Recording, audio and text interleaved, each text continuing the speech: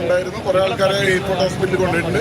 പിന്നെ ഗവൺമെന്റ് ഹോസ്പിറ്റലിൽ ഒരു ഡെത്ത് കേസ് ഉണ്ടെന്ന് പറഞ്ഞിട്ടുണ്ട്, പോയിട്ടില്ല. പിന്നെ കോട്ടക്കൽക്കും വളാഞ്ചേരിക്കും എടപ്പാൾക്കും കുറെ പേഷ്യൻസിനെ കൊണ്ടുപോയിട്ടുണ്ട്. ഓവർ സ്പീഡാണ് ഉണ്ടായത്. ബസ്സിന് ഓവർ സ്പീഡാണ്. ഈ ഓവർ സ്പീഡ് ഈ വണ്ടിയുടെ ഇതിന് മുമ്പ് 2 ദിവസം മുന്നേ കൂടി ഞങ്ങൾ ഇവിടുത്തെ ലോക്കൽ ഗ്രൂപ്പിൽ ഇതിനെ പറ്റിയിട്ട് വന്നാണ്. ബസ് ഇവിടെ ഹൈവേയിൽ നിർത്തിയിട്ട് ആളുകളെ യാത്രക്കാരെ ഹൈവേയിൽ ഇറക്കി വിട്ടിട്ട് അവരെ നടത്തി വിടാൻ പറഞ്ഞിട്ട് ഒരു പോവാണ്. അത്രയും ഒരു കെയർലെസ് ആയിട്ടാണ് പോകുന്നത്. അതാണ് ബസ്സിന്റെ ഭാഗത്തുള്ള പ്രശ്നങ്ങൾ. ഒരുവിധം പ്രൈവറ്റ് ബസ്സുകളൊക്കെ ഹൈവേയിൽ നിർത്തിക്കൊണ്ട് പായാണ്. ഈ മരണപ്പാച്ചിൽ തന്നെയാണ് പ്രശ്നം. പിന്നെ ഹൈവേന്റെ ഈ അശാസ്ത്രീയമായിട്ടുള്ള നിർമ്മാണം ഭയങ്കര പ്രശ്നം തന്നെയാണ്.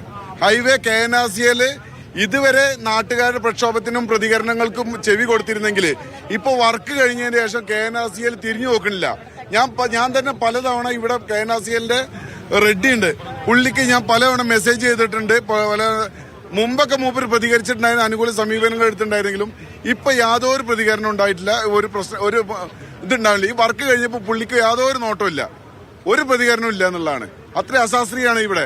ഇനിയിപ്പോ ഈ റോഡ് ഓപ്പൺ ആയി കഴിഞ്ഞു കഴിഞ്ഞാൽ ഇത് ഈ ഹൈവേക്ക് വണ്ടികൾ കയറുക U-turn അടിച്ചിട്ടാണ്. ഈ U-turn അടിച്ച് കയറുമ്പോൾ ഇത്രയും ഈ ഇറക്കാണ്. ഈ ഇറക്കത്തിൽ ഇത്രയും സ്പീഡിൽ വരുന്ന വണ്ടികൾക്ക് പിടിച്ചാൽ കിട്ടില്ല. ഇനിയും അപകടങ്ങൾ ഉണ്ടാവും. അത് ഇപ്പൊ തന്നെ തടഞ്ഞേ പറ്റുള്ളൂ.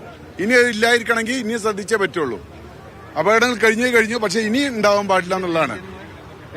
മുഹമ്മദ് അലി.